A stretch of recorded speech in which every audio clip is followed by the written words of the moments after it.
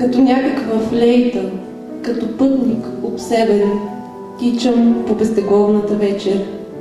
Мисля си за мечета, за лампи и фенери, и по-малки, и по-големи, скитници те всички. Спомням си за мечето, помня и разказа, и кафето, и морето. Просто така беше. Вървя и бързам, ще протрия обувките на Амели Полен и полата с цветята и слънцето. Просто така беше. Миришеше на Париж, на града и на човека, но не този, който съм аз и който ти знаеш или не знаеш. Ах, как ухаят и полата с цветята и слънцето. Просто така беше. Миришеше на Париж, на града и на човека, но не този, който съм аз и който ти знаеш или не знаеш. Ах, как ухаят местата, където никога не съм била и които така добре си спомня.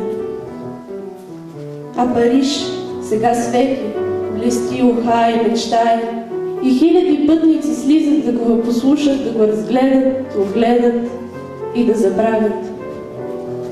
И аз разглеждам тези очи зелени, сиви, сини или пъстри.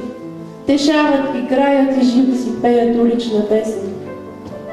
Искам да се запозная с тях, да ги питам за Париж, за кафето и морето, за онези хора, не като мен или тях, и не каквито ти знаеш или не знаеш. Очите ти блестят като Париж, те може би така се казват, ако изобщо някак се наричат. Очите ти играят, те познават онези малки улички и всичките бутилки, които се търкалят в празничния ден. Очите ти не гледат мен, не гледат. Някак кратък миг убива музиката на Париж и колелата, и децата. Те не бяха там, потопени, уморени, от поглед сив, син, зелени гриви. Някак кратък миг и дълга крачка в завой. Тръгвам си. Ей там, далеч, почти полита.